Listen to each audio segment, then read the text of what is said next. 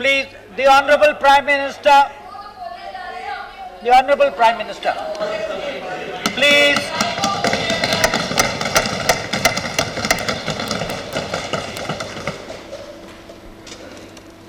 आदरणीय सभापति जी और सभी आदरणीय वरिष्ठ सदस्यगण, सदन में मुझे पहली बार बोलने का अवसर मिला है।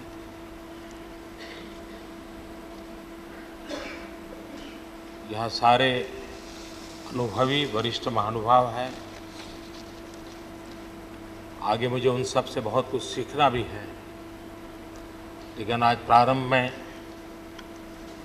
मेरे अनुभव की कमी के कारण कोई अगर चूक रह जाए तो आप सब मुझे क्षमा करेंगे। राष्ट्रपति जी के अभिभाषण पर सदन में करीब 42 आदरणीय सदस्यों ने अपने विचार रखे हैं। आदरणीय गुलाम नबी आज़ाद जी, श्री सतीश जी, डेरेक ओ'ब्रायन, श्रीमान डीपी त्रिपाठी जी, श्री रामगोपाल यादव जी, श्री सीताराम येचुरी जी, सभी वरिष्ठ महानुभावों ने अपने अपने विचार रखे हैं। सभी दलों के नेताओं ने अपने अपने विचार रखे हैं और बहुतेक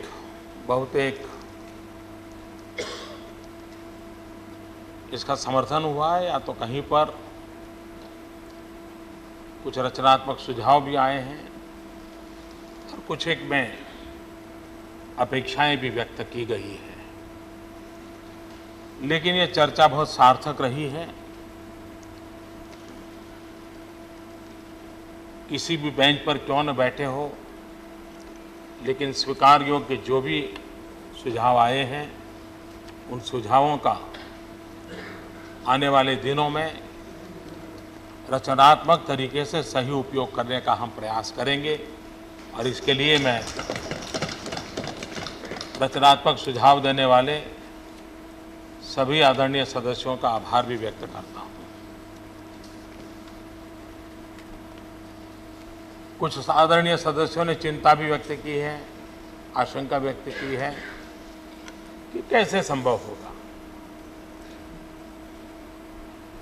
कब करोगे, कैसे करोगे। ये बात सही है कि पिछले कई वर्षों से एक ऐसा निराशा का माहौल छाया हुआ है, एक ऐसा हर किसी का मन बन गया है कि यार अब कुछ हो नहीं सकता है, अब सब बेकार हो गया है। तो उसकी छाया अभी भी है और उसके कारण कैसे होगा, कब होगा, कौन करेगा, सवाल उठना बहुत स्वाभाविक है। लेकिन कुछ ही दिनों में विश्वास हो जाएगा ऐसे मित्रों को भी कि अब निराशा का माहौल छट चुका है और एक नई आशा और विश्वास के साथ देश आगे बढ़ने का संकल्प कर चुका है।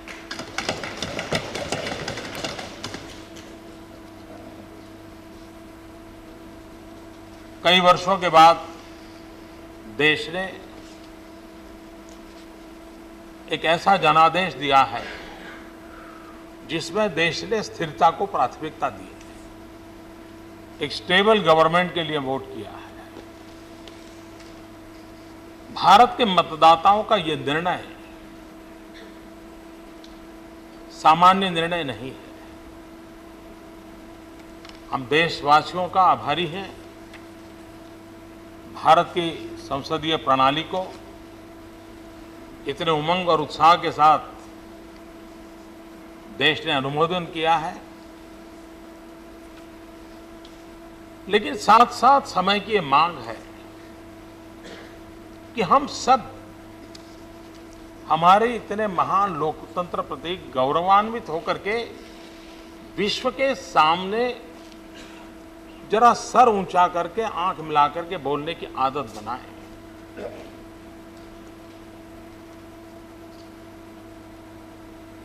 अमेरिका और यूरोप, उनकी कुल जनसंख्या से भी हमारे मतदाता उनके मतदाताओं से ज्यादा है।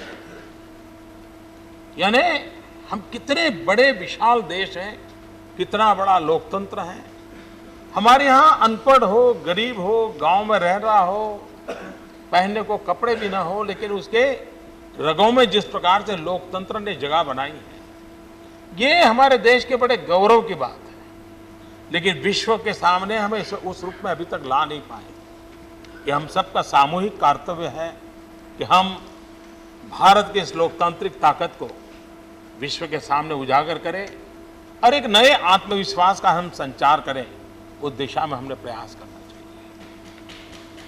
राष्ट्रपति जी ने अपने अभिभाषण में अनेक बिंदुओं को स्पर्श किया है और सभी माननीय सदस्य ने अपने अपने तरीके से उसको व्यक्त करने का प्रयास किया है।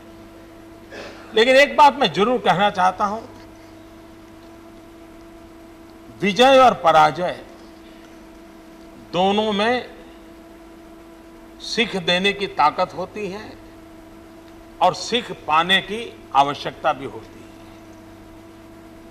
जो विजय में से सीख नहीं लेता है वो पराजय के बीज बोता है, और जो पराजय में से सीख नहीं लेता वो विनाश के बीज बोता है। और इस बात को जय और पराजय के उन तराजू से ऊपर हट करके हमने कुछ सीखना भी होता है। मैं एक बार आचार्य विनोबा जी के चिंतन को पढ़ रहा था और उसमें उन्होंने युवा की व्याख्या की है और बड़ी सरल और अच्छी व्याख्या है।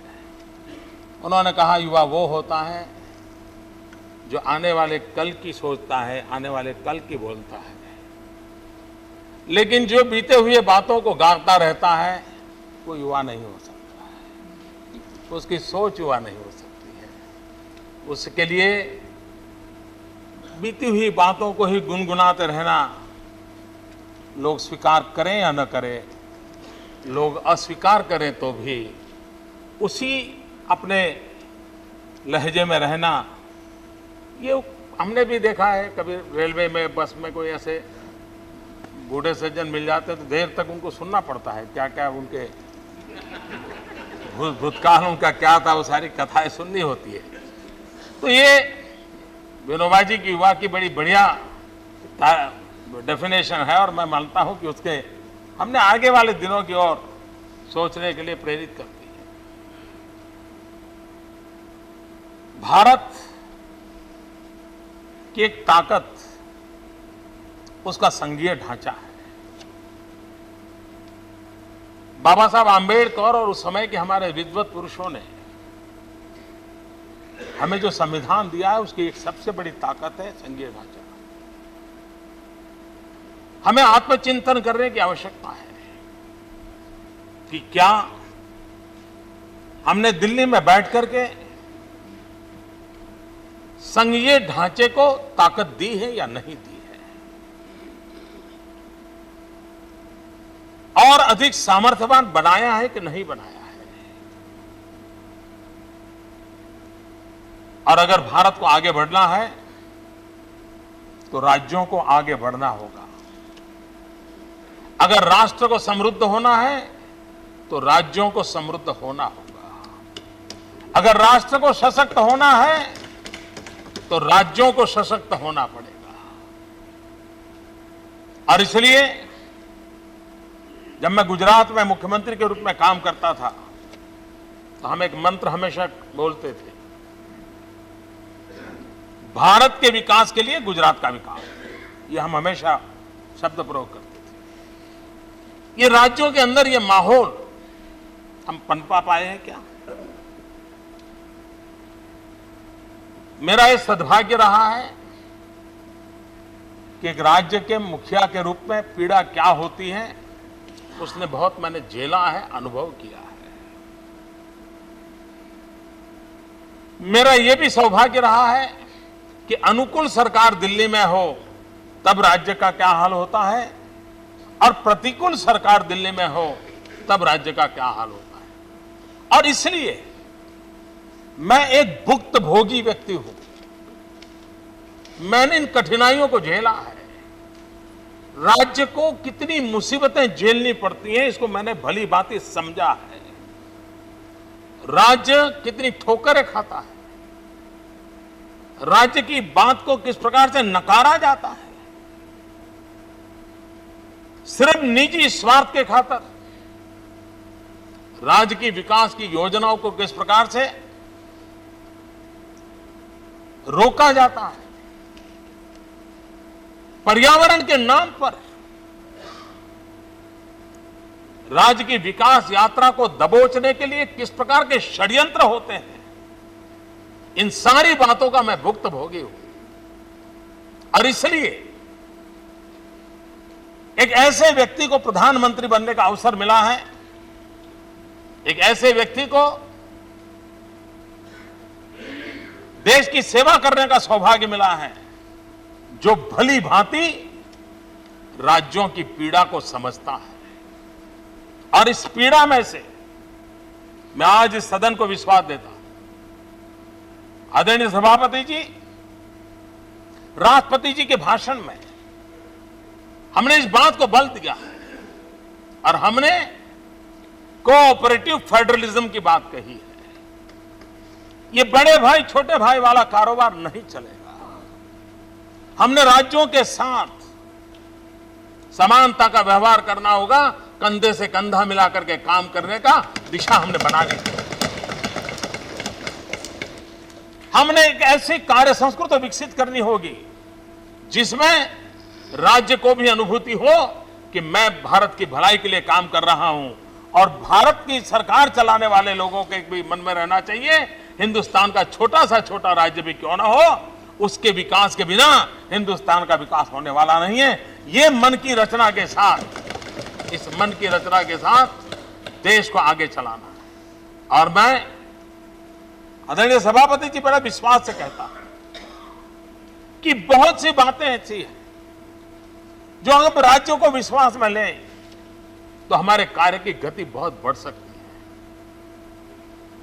हमने एक टीम इंडिया कंसेप्ट की बात आदरणीय राष्ट्रपति जी के भाषण में कही है। भारत जैसे संघीय राज्य को, व्यवस्था वाले देश को चलाना है तो प्रधानमंत्री और सभी मुख्यमंत्री इनकी एक टीम के रूप में काम करना चाहिए, एक टीम इंडिया के रूप में काम करना चाहिए। प्रधानमंत्री और उनके कैबिनेट के मंत्री ये टीम सफिशिएंट नहीं है। प्रधानमंत्री और राज्यों के मुख्यमंत्री यही टीम का एक स्वरूप हमने उभारना होगा, और उस पर हम अगर बल देंगे तो हम राज्यों की ताकत राष्ट्र के विकास में हम जोड़ पाएंगे। आज मैंने सुना हमारे मैत्री जी का भाषण हुआ, उन्होंने कहा कि उनके मुख्यमंत्री ने 40 चिट्ठियां लिखी थी, एक जवाब नहीं आया था। यह स्थिति हमें बदलनी होगी, और इसलिए इस अवस्था को लाने के लिए कोई मैकेनिज्म विकसित हो, उस पर हम प्रयास करने के पक्ष में हैं। हम आगे बढ़ना चाहते हैं। हमारे देश में कुछ लोगों को गुजरात मॉडल की बड़ी चिंता हो रही है। कुछ लोगों के मन में यह भी सवाल है गुजरात मॉडल आगे है क्या।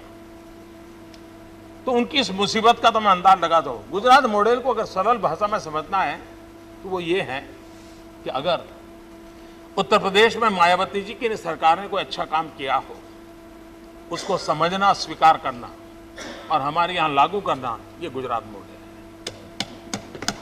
केरल में लेफ्टिस्ट की सरकार, लेकिन उनका एक कुटुंबश्री प्रोग्राम था, हम उसे सीखे, हमारे अनुकूलता के अनुसार उसको लागू किया हमने।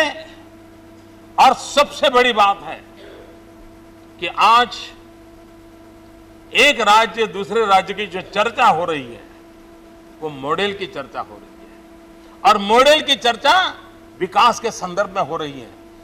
ये हमारे लिए एक अच्छा माहौल तैयार कर रही है कि एक राज्य दूसरे राज्य के साथ विकास के स्पर्धा के साथ चर्चा कर रहा है, और मेरे कान इस बात को सुनने के लिए हमारे यहाँ लायलित रहते हैं कि कभी बंगाल ये कहे कि हम गुजरात से आगे निकल गए, कभी तमिलनाडु कहे कि गुजरात और बंगाल दोनों से हम आगे निकल गए, कभी आंध्र कहे कि हम तेलंगाना से आगे निकल गए, कभी तेलंगाना कहे हम आंध्र से आगे निकल गए, कभी बिहार कहे कि हमने गुजरात को पीछे छोड़ दिया। ये स्पर्धा का माहौल, विकास की स्पर्धा का माहौल हमें देश में देखना है, बढ़ाना है। और उस दिशा में हम इस बात को लेकर के आए थे कि हम एक कोऑपरेटिव फेडरलिज्म को लेकर के देश को आगे बढ़ाना चाहते हैं। हमारे देश में हर राज्य की अपनी शक्ति भी है, हर राज्य की अपनी विशेषता भी है, हमें उसको समझना होगा। गुजरात जैसा छोटा सा राज्य, लेकिन हर जिले में हमारा एक मॉडल काम नहीं करता है। एक ही प्रकार के कुर्ते सारी दुनिया को पहनाए नहीं जा सकते। वहां की विशेषता यह है कि रेगिस्तान वाला कच्छ, उसका मॉडल हरा भरे बलसाड़ में नहीं चल सकता है। उसी प्रकार से एक राज्य का मॉडल दूसरे राज्य पर थोपा नहीं जा सकता। उसी प्रकार से दिल्ली के विचार राज्यों पर नहीं थोपे जा सकते। उसकी प्रायोरिटी क्या है, उसकी कठिनाइयां क्या है, उसके अनुरूप संसाधनों का उपयोग करके उन शक्तियों को बल देने से वो तेज गति से आगे बढ़ेंगे। और इसलिए विकास में राज्य और राष्ट्र की दोनों की सामूहिक जिम्मेवारी एक नए राजनीतिक चरित्र की दिशा में हम आगे बढ़ना चाहते हैं। हम देखें, हमारी भारत माता के चित्र को देखें तो हमें ध्यान में आता है कि भारत मां का पश्चिमी किनारा, वहां तो कुछ गतिविधि नजर आती है। केरल हो, कर्नाटक हो, गोवा हो, गुजरात हो, महाराष्ट्र हो, राजस्थान हो, हरियाणा हो, दिल्ली हो, पंजाब हो। लेकिन हमारे देश का पूर्वी इलाका, उड़ीसा हो, बिहार हो, पश्चिम बंगाल हो, उत्तर प्रदेश का पूर्वांचल हो, क्या हमारी भारत माता ऐसी हो कि जिसका एक हाथ तो मजबूत हो और दूसरा हाथ दुर्बल हो? तो ये भारत मां कैसे मजबूत बनेगी? और इसलिए हमारे लिए प्राथमिकता है कि भारत का पूर्वी छोर जो विकास में पीछे रह गया है, उसको कम से कम पश्चिम की बराबरी में जलाने के लिए हमने अथाक प्रयास करना चाहिए। विकास,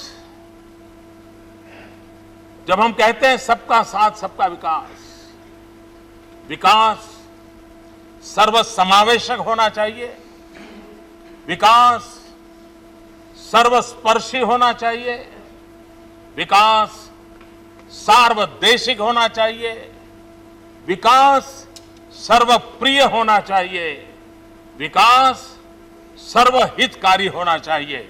और इसलिए विकास को किसी एक कोने में देखने की आवश्यकता नहीं है।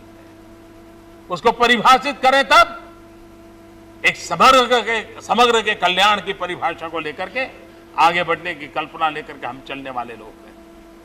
और इसलिए भारत का जो पूर्वी इलाका, उसकी हम चिंता कर सकते हैं। नॉर्थ ईस्ट, हम आर्थिक मदद करें नॉर्थ ईस्ट को, उसके नसीब पर छोड़ दे, कब तक चलेगा? क्या हम एक नए सिरे से नहीं सोच सकते? आज हमारे देश में 30,000 से ज्यादा कॉलेजेस हैं। हर कॉलेज हफ्ता 10 दिन के लिए टूर पे जाते हैं स्टूडेंट्स, और रेगुलर कार्यक्रम होता है। क्या कभी हमने हमारे कॉलेज को उनको गाइड किया कि कम से कम हर कॉलेज साल में एक बार 10 दिन के लिए नॉर्थ ईस्ट के टूर जरूर करेगा?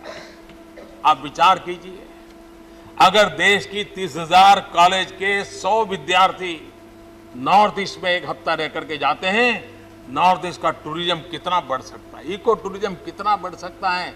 नॉर्थ ईस्ट के लोगों के सुख दुख को हिंदुस्तान के कोने कोने का व्यक्ति जानेगा, नॉर्थ ईस्ट के साथ उसका अपनापन कितना हो जाएगा, उसे भी लगेगा हिंदुस्तान के हर कोने को ये भारत मां की जय बोलने वाले लोग हैं, उनको गले से लगाने का एक रास्ता नहीं हो सकता है क्या?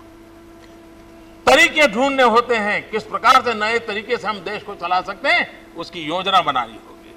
मैंने एक बार मुख्यमंत्री के कार्यकाल के दरमियान नॉर्थ ईस्ट के सभी मुख्यमंत्रियों को चिट्ठी लिखी थी। एक बार प्रधानमंत्री जी मनमोहन सिंह जी जब थे, उन्होंने एनडीसी की मीटिंग बुलाई थी, उस समय भी मैंने पब्लिकली कहा था, मैंने आग्रह किया था कि नॉर्थ ईस्ट के सभी स्टेट से 200 विमेन पुलिस आप गुजरात में दीजिए, 2 साल के लिए दीजिए, और हर 2 साल के बाद चेंज करते रहिए। 1500 2000 लोगों को वहां काम मिलेगा, वे वापिस जाएंगे तो यहां से कई परिवारों से उनका नाता आया होगा। इंटीग्रेशन का कितना बढ़िया, एक भारत जो हम कहते हैं ना, ये एक भारत का ये सपना है। ये 2 या 3 भारत के संदर्भ में एक भारत नहीं है, एकता, भारत की एकता की बात है। जातिवाद के जहर ने देश को डुबो दिया है, प्रांतवाद की भाषा ने देश को तबाह करके रखा है। समय की मांग है कि तोड़ने वाली भाषा छोड़ करके एकता की भाषा को एक स्वर से बोलना चाहिए, और इसलिए एक भारत श्रेष्ठ भारत का सपना हमने लाया है। लेकिन एक में से भी किसी को 2 दिखता है, उनकी मानसिक बीमारी का परिणाम है। न कोई 2 या 3 का विचार है, एकता का मंत्र लेकर के हम आए हैं, भाषा से परे होकर के, जाति से परे होकर के, संप्रदाय से परे होकर के, एक राष्ट्र का सपना लेकर के हम चलें। यह देश विविधता में एकता वाला देश है, एक रूपता वाला देश है नहीं, और देश एक रूपता वाला बनना भी नहीं चाहिए। हम वो लोग नहीं हैं कि हर 20 किलोमीटर एक ही प्रकार के पिज्जा खाएं। हम वो लोग हैं, नीचे से निकले तो इडली खाते खाते ऊपर जाते जाते परोठा हो जाता है। ये विविधता से भरा हुआ देश है, ये विविधता से भरा हुआ देश है, उसे एक रूपता से नहीं रखा जा सकता। और इसलिए एक भारत श्रेष्ठ भारत का सपना लेकर के हम देश के कल्याण की बात कर रहे हैं। हमारे देश में संसाधनों के संबंध में हम एक नए तरीके से प्रेरित कैसे करें। राज्यों की अपने स्वभाव है, अपनी विशेषताएं, अपनी कठिनाई है। उन समस्याओं को सामूहिक रूप से समाधान करने का कल्चर क्यों न बने। जैसे हिमालयन स्टेट्स है, हिमालयन स्टेट्स को हम तराई के इलाकों के प्रगति के मॉडल से फिट नहीं कर सकते। हमारा अफसर जाएगा, वो कहेगा कि 60 किलोमीटर की स्पीड से गाड़ी चलनी चाहिए। अब हिमालय में 60 किलोमीटर की स्पीड से गाड़ी कहां चलेगी। वो कहेगा एक गाड़ी को इतना किलोमीटर जाए तो इतना डीजल मिलेगा, वहां इतने डीजल से कहां चलने वाला है। और इसलिए हमने एक टेलर मेड सॉल्यूशन में से बाहर आना पड़ेगा। और इसलिए राष्ट्रपति जी के भाषण में एक बात को हमने उजागर किया कि हिमालयन रेंज के जितने स्टेट्स हैं उनको एक साथ बिठा करके उनकी समस्याओं को समझा जाए, उनके लिए कोई कॉमन व्यवस्था विकसित कर सकते हैं क्या, उस दिशा में प्रयास करें। कोस्टल स्टेट्स, समुद्री तटी पर विकास, आज विश्व व्यापार का युग है। कितनी तेजी से हमारे समुद्र तट का विकास होना चाहिए था। हमारा भारत का समुद्र तट भारत की समृद्धि का प्रवेश द्वार बन सकता है। हमारा कोस्टल एरिया भारत की प्रॉस्पेरिटी का साधन बन सकता है। लेकिन आज वो सबसे ज्यादा उपेक्षित है।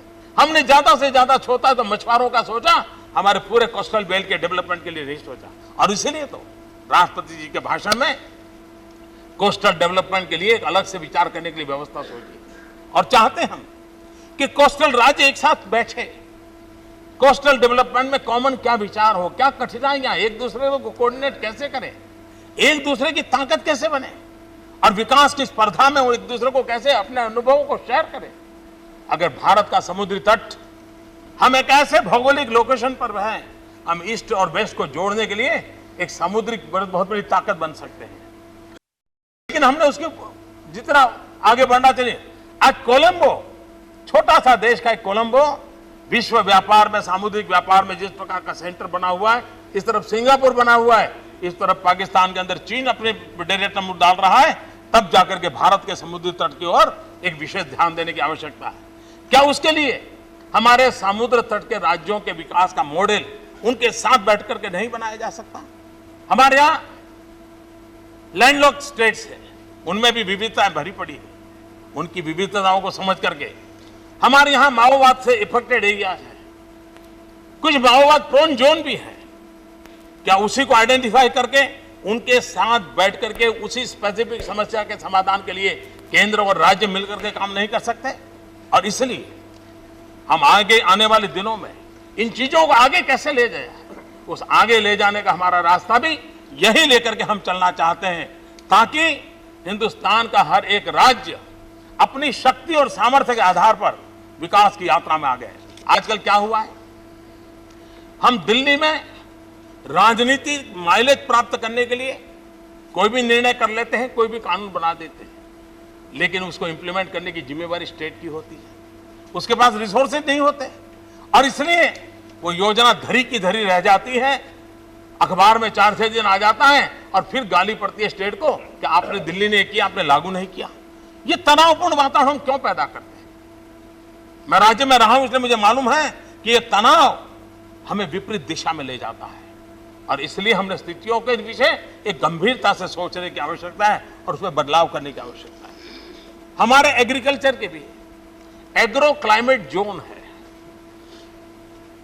हर राज्य में एक निश्चित फसल के एरिया है, क्यों ना उसका मैपिंग तो है, लेकिन गेहूं पकाने वाले राज्यों की अलग समस्या है, उनको अलग से बिठा करके बात करें। चावल पकाने वाले राज्यों की अलग समस्या है, उनसे बात करें। गन्ना पकाने वाले राज्यों की अलग समस्या है, उनसे अलग से बात करें। हम जब तक इश्यू सेंट्रिक फोकस एक्टिविटी नहीं करते, हम इस इतने बड़े विशाल देश को सिर्फ दिल्ली से चलाने की कोशिश करते रहेंगे। नीतियां बनाने का दुनिया को हम कहेंगे इतने एक्ट बनाए, इतना ढिकना किया, फलाना किया, लेकिन इससे स्थितियां नहीं बदलेगी। आज आवश्यकता है हम अपने विचारों को, अपनी बातों को आखिरी व्यक्ति तक कैसे पहुंचाएं। लास्ट माइल डिलीवरी ये सबसे बड़ी समस्या है और उसके लिए मूल कारण है गवर्नेंस। स्वराज्य मिला, हम इस बात को स्वीकार करना चाहिए कि हम सुराज्य नहीं दे पाए।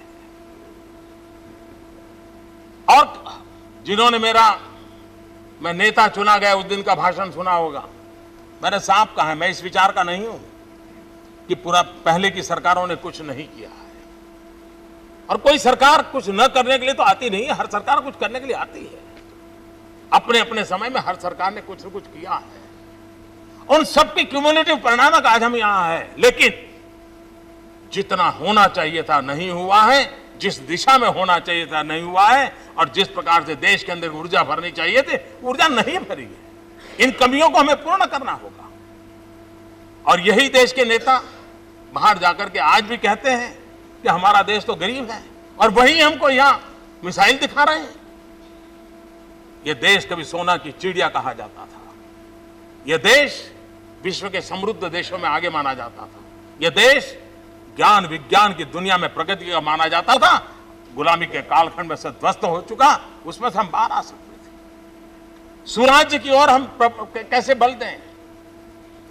हमने हमारे लोकतंत्र का ढांचे को इस रूप से हम दब गए, अपने आप पता नहीं क्या कठिनाइयां महसूस की कि हमने गुड गवर्नेंस को बल नहीं दिया। गुड गवर्नेंस सामान्य नागरिक को जवाबदेह होता है कि आज हम कह सकते हैं कि हमारा पूरा प्रशासन तंत्र सामान्य नागरिक को जवाबदेह है। लोकतंत्र की पहली शर्त होती है वो नागरिकों को जवाबदेह होना चाहिए, लेकिन ये स्थिति नहीं है। हम ये कह सकते हैं कि गरीब से गरीब व्यक्ति की सुनवाई हो रही है आज के व्यवस्था तंत्र में। अगर गरीब के लिए सरकार नहीं है तो लोकतंत्र की वो कौन सी असलियत है जो हमें इस प्रकार की कमियां पैदा कर रही है? और इसलिए समय की मांग है, समय की मांग है कि देश के अंदर सुराज्य पर हमने बल देना पड़ेगा और सुराज्य पर बल देना है। और कितना ही व्यक्ति स्वस्थ क्यों न दिखता हो, ऊंचाई हो, वजन ठीक हो, सब हो, कोई बीमारी ना हो, लेकिन अगर एक डायबिटीज उसके शरीर में प्रवेश कर जाए, एक डायबिटीज प्रवेश कर जाए, सारा शरीर बीमारियों का घर बन जाता है। जिस प्रकार से शरीर में डायबिटीज का प्रवेश पूरे शरीर को नष्ट कर देता है, उसी प्रकार से शासन व्यवस्था में बैड गवर्नेंस की एंट्री पूरे शासन तंत्र को, पूरे देश को तबाह कर देती है। वो डायबिटीज से भी भयंकर होता है बैड गवर्नेंस। हमारा आग्रह है, हमारा प्रयास है कि हम गुड गवर्नेंस की ओर चले। देश में करप्शन की चिंता है और मैं मानता हूं पूरे विश्व में हमारी एक पहचान बनी है। अच्छी है, बुरी है, सही है, झूठ है, हर एक के अपने अपने विचार होंगे, लेकिन दुनिया के सामने हिंदुस्तान यानी स्कैम इंडिया ये आम पहचान बन गई है और उसी ने भारत के विकास की यात्रा को बहुत बड़ा सदमा पहुंचाया। हमारा टूरिज्म पर बहुत बड़ी ब्रेक लगी। क्यों लगी? बलात्कार की घटनाओं ने टूरिस्टों को आने में रोक पैदा कर दी। पूरे देश की विकास यात्रा में भारत की छोटी छोटी घटनाएं भी बहुत बड़ी चिंता का विषय बनी हुई है और इसमें राजनीति नहीं हो सकती। क्या हम टेररिज्म पर भी राजनीति करेंगे? क्या माओवाद के हमलों पर भी राजनीति करेंगे? मां बहनों पर बलात्कार पर भी राजनीति करेंगे? निर्दोषों की हत्या पर भी राजनीति करेंगे? समय की मांग है कि हम इससे ऊपर उठ करके एक सामूहिक दायित्व के साथ इन समस्याओं के संबंध में हम कोई कॉम्प्रोमाइज नहीं करेंगे, मिल बैठ करके कोई रास्ता निकालेंगे और देश की छवि जो बर्बाद हो रही है उसको बाहर निकलने का प्रयास करेंगे। विश्व का भारत के प्रति आकर्षण बन रहा था। टूरिज्म के लिए लोग हिंदुस्तान की तरफ मोड़े थे। अचानक पिछले कुछ समय गिरावट आई है, इसी घटनाओं के कारण आई है। ये हमारी सामूहिक जिम्मेवारी नहीं है क्या? क्या राजनीति से ऊपर उठकर के इन समस्याओं के समाधान के लिए रास्ते नहीं निकाले जा सकते? ये ऐसा सदन है जहां देश का टैलेंट बैठता है, देश की विद्वत सभा है। ये इन्होंने मार्गदर्शन करना पड़ेगा, इसी गृह ने मार्गदर्शन करना पड़ेगा। हमने मिलकर के रास्ते खोजने पड़ेंगे और हमारी कोशिश है कि हम मिल बैठ करके कोई रास्तों खोजें और देश को आगे ले जाएं। हमारे देश में करप्शन के खिलाफ आम आदमी का रोष है। हमारी कानूनी व्यवस्था में कौन करप्ट आदमी कब जेल जाएगा, देश इंतजार करने को तैयार नहीं है। उसके हाथ में जो शस्त्र है उससे वो राजनेताओं को सजा देने के लिए आज वो काबिल हुआ है, लेकिन उससे बात बननी नहीं है। लेकिन जितनी चिंता करप्शन के बाद की होती है उससे ज्यादा चिंता करप्शन न हो उसके लिए करने की आवश्यकता है। और इसलिए राष्ट्रपति जी के भाषण में हमने उस बात पर भी बल दिया है कि करप्शन के बाद के लिए लेने वाले मेजर्स को ज्यादा चर्चा हो चुकी है, उसके कई मुद्दे हैं, लेकिन करप्शन न हो उसके लिए भी तो कुछ चीजें की जा सकती है और उसमें एक है state must be policy driven. अगर राज नीतियों के आधार पर चलता है, ब्लैक एंड व्हाइट में नीतियां अवेलेबल है, तो किसी को भी डिस्क्रिमिनेशन का स्कोप नहीं रहता है। पहला और आखिरी ऐसा करने का अवसर नहीं रहता है।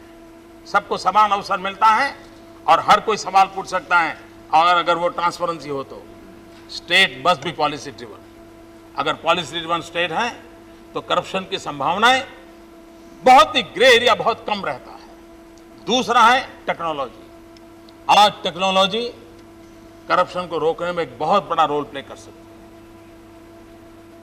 अगर एनवायरमेंट मिनिस्ट्री की फाइलें ऐसे ही जमा रहती हैं और भांति भांति के आरोप लगते हैं, लेकिन वही ऑनलाइन हो, कोई भी एप्लीकेंट हो अपने पासवर्ड से देख सकता है कि आज मेरी फाइल की क्या पोजीशन है, अपने घर बैठ करके ऑनलाइन देख सकता है। टेक्नोलॉजी के द्वारा इतनी ट्रांसपेरेंसी आ सकती है कि हमारे यहां सामान्य मानवी भी करप्शन करने से पहले 50 बार सोचेगा। सीसीटीवी कैमरा जैसी चीजें भी आज आदमी को डरा रही है, खूंखार व्यक्तियों को भी डरा रही है। तो हम टेक्नोलॉजी का भरपूर उपयोग करके करप्शन को कम करने के लिए ई टेंडरिंग वगैरह छोटी मोटी चीजें भी प्रारंभ हुई है, लेकिन उसको और व्यापक रूप से कैसे लाया जाए। इतना ही नहीं, स्कूल में बच्चों की प्रेजेंस उसको हम बायोमेट्रिक सिस्टम से अगर जोड़ देते हैं तो फिर 40 बच्चे हैं और कोई 80 लिखवा करके सारे सहायता ले रहा है, वो करप्शन अपने आप चला जाएगा। ग्रासरूट लेवल से टॉप लेवल तक करप्शन की सारी बातें करप्शन। रेलवे के अंदर सीसीटीवी कैमरा की व्यवस्था होगी तो रेलवे के भीतर चलने वाली गतिविधियों को हम रोक सकते हैं। कई ऐसी बातें हैं और जैसे एक पॉलिसी ड्रिवन स्टेट हो, टेक्नोलॉजी का भरपूर उपयोग हो और करप्ट लोगों के लिए कठोर से कठोर कार्रवाई करने की व्यवस्था हो, मुझे विश्वास है हम स्थितियों को बदल सकते हैं। हमारे देश में हम चाहें या न चाहें, हमारे इन सदनों की गरिमा पर चोट लगी हुई है।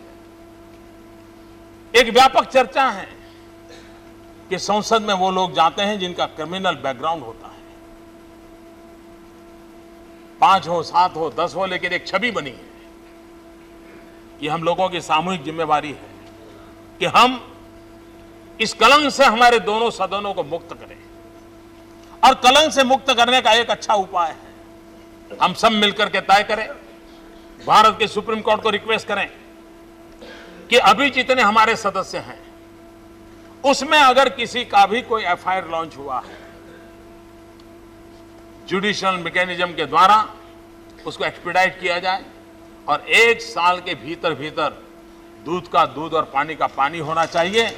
जो गुनहगार हो वो जेल चला जाए, जो निर्दोष हैं वो बेदाग होकर के दुनिया के सामने खड़ा हो जाए। क्यों? और राजनीतिक कारणों से इतने गुनाह रजिस्टर होते हैं, कई निर्दोष लोग मारे जाते हैं। और देश को और दुनिया को हम बताएं कि भाई कम से कम 2015 के अंदर हम एक ऐसे हिंदुस्तान में सदन देखेंगे, चाहे लोकसभा हो, राज्यसभा हो, जहां पर बैठा हुआ कोई व्यक्ति ऐसा नहीं होगा जिस पर कोई दाग लगा होगा। दुनिया के अंदर हम एक शुरुआत कर सकते हैं। अगर एक बार हम लोकसभा को इस प्रकार से क्लीन कर दें तो फिर राजनीतिक दलों को भी टिकटें देते समय 50 बार सोचना पड़ेगा। अगर हम 1 साल के भीतर भीतर सफाई कर देते हैं तो सीटें खाली होने लगेगी, कोई हिम्मत नहीं करेगा। यह क्रम बाद में असेंबली में ले जाया जाए, धीरे धीरे कॉर्पोरेशन में ले जाए, और एक बार माहौल बन जाएगा और सर्वसम्मति से बनेगा तो हम राजनीति को अपराधीकरण से मुक्त कर सकते हैं। इसकी शुरुआत करने का यह सही तरीका है और इसलिए राष्ट्रपति जी के अभिभाषण में उस बात का भी उल्लेख किया है। मैं आशा करता हूं हम सब, और मैं नहीं मानता हूं इसमें कोई ऐसा होगा जिस पर एफआईआर होगी वो भी कहेगा साहब ये लटकती तलवार 15 साल से लटक रही है। हर बार मुझे नामांकन करते समय लिखना पड़ता है, हर बार एनजीओ के द्वारा अखबार में छपता है कि इसके ऊपर 30 गुना है, इसके ऊपर 25 गुना है।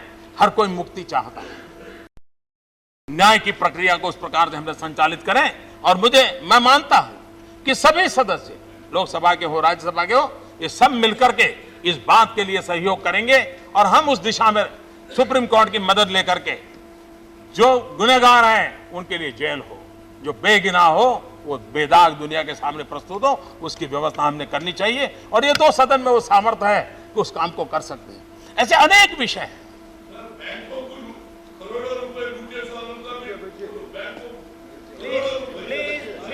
बैठ जाइए, बैठ जाइए, प्लीज डोंट। अपन यहां से शुरुआत करें और उसके बाद बाकी हो जाएगा, लेकिन आपकी भावना का मैं आदर करता हूं कि कोई बचना नहीं चाहिए, कोई बचना नहीं चाहिए। कानून का राज होना चाहिए, बेगुनाहों को सुरक्षा मिलनी चाहिए और गुनहगारों को सजा मिलनी चाहिए। और इसीलिए तो अभी जो ब्लैक मनी के लिए 2 साल से एसआईटी बनाना लटक रहा था, हमने आते ही उस काम को कर दिया, उस काम को कर दिया, क्योंकि हम मानते हमारी ये प्राथमिकता है। हम में से कोई नहीं जानता कि वो ब्लैक मनी वाले कौन है, लेकिन देश की जनता के सामने सत्य आना जरूरी है कि ब्लैक मनी है या नहीं है तो किसके हैं तो कितने हैं, कैसे आए हैं, कहां गए, देश को पता तो चले। और अगर नहीं है तो देश में से एक प्रकार का धुआं हट जाएगा, देश एक शांति का आनंद लेगा। और इसलिए ऐसे कामों में कोताही बरते बिना हिम्मत के साथ आगे बढ़ना चाहिए। और अगर हम आगे बढ़ते हैं तो देश के सामान्य व्यक्ति का संसद के प्रति उसकी श्रद्धा बनेगी, लोकतंत्र के प्रति उसकी श्रद्धा बनेगी और सरकारी व्यवस्था में वो भरोसा करना लगेगा। आज देश के सामने सबसे बड़ा संकट है, उसका भरोसा टूट गया है। और भरोसा इस हद तक टूटा है, यहां बैठे हुए लोग भी कभी मोबाइल फोन से किसी को एसएमएस करते होंगे और बाद में फोन करते होंगे, मेरा एसएमएस मिला। क्यों? भरोसा टूट गया है, भरोसा टूट गया है। वरना भरोसा होना चाहिए कि मेरे मोबाइल से मैंने एसएमएस भेजा है तो गया ही होगा, लेकिन फोन करके पूछता है अरे मैंने एसएमएस किया था, मिला क्या? ये जो भरोसा टूट गया है उसको पुनः प्रस्थापित करने की आवश्यकता है। सरकारी अस्पताल में गया तो उसको विश्वास होना चाहिए उसकी बीमारी ठीक होगी। बच्चा सरकारी स्कूल में गया तो माँ बाप को भरोसा होना चाहिए कि उसकी पढ़ाई में कोई तकलीफ नहीं होगी। ये भरोसा होना चाहिए। और इस भरोसा पैदा करने के लिए एक बहुत बड़ी चैलेंज है, लेकिन हम मिल बैठ करके उस काम को करें तो कर सकते हैं। आप सब ने जो सुझाव दिए हैं सभी सुझाव हमारे सम्मानीय हैं और मैं कहता हूं और बड़ी नम्रता के साथ कहता हूं, भले ही हम विजयी होकर के आए हो, भले ही देश की जनता ने कई वर्षों के बाद हमारा इतना बड़ा समर्थन किया, लेकिन अगर आपका समर्थन नहीं तो वो समर्थन अधूरा है और इसलिए हम आपको साथ लेकर के चलना चाहते हैं। जरूरत पड़ी तो आपके मार्गदर्शन में चलना चाहते हैं। और ये कोई नई बात नहीं है। जब नरसिम्हा राव जी की सरकार थी, जिनेवा के अंदर एक कॉन्फ्रेंस में जाना था, पाकिस्तान के खिलाफ एक लॉबिंग करने की आवश्यकता थी और नरसिम्हा राव जी ने अटल बिहारी वाजपेयी जी को पसंद किया था और उनके डेलीगेशन के रूप में भेजा था और उस काम को किया था। तो सारी जो अच्छी बातें हैं उन बातों को हमने आगे बढ़ाना है और इसलिए हम देश के लिए काम करने वाले लोग हैं। दल से बड़ा देश होता है, इस मंत्र को लेकर के चलना है और इस पवित्र सदन में उस मंत्र को उजागर करने के लिए हम लोग प्रयास करेंगे। आपका सहयोग रहेगा तो समस्याओं का समाधान करने की सुविधा और ज्यादा तेज होगी। राजनीति करने के लिए आखिरी वर्ष काफी होता है। अभी तो 4 साल सिर्फ राष्ट्रहित के लिए सोचें, राष्ट्र नीति के लिए सोचें और जय और पराजय में कड़वाहट आई है उसको बाहर रख करके आए। आती है कड़वाहट, इतनी कड़वाहट के साथ आगे बढ़ने की जरूरत नहीं है। और ये तो वरिष्ठ गृह है, वरिष्ठ गृह का माहौल एक उमंग और उत्साह का होना चाहिए, उसको बरकरार करने के लिए हम कोशिश करेंगे। मुझे विश्वास है हम देश के सपनों को पूरा करने के लिए सिर्फ विजयी लोग नहीं, चुने हुए सब लोगों का दायित्व होता है। उस दायित्व को पूरा करने में हम पीछे नहीं रहेंगे। फिर एक बार सदन के सामने अपनी बात रखने का मुझे अवसर मिला, मैं आपका आभारी हूं और मैं पूरे सदन को प्रार्थना करता हूं कि जो प्रस्ताव आपके सामने रखा है वो प्रस्ताव का सर्वसम्मति से समर्थन करते हुए देश को हम नई दिशा दें, नई ताकत दें। बहुत बहुत धन्यवाद। Thank you.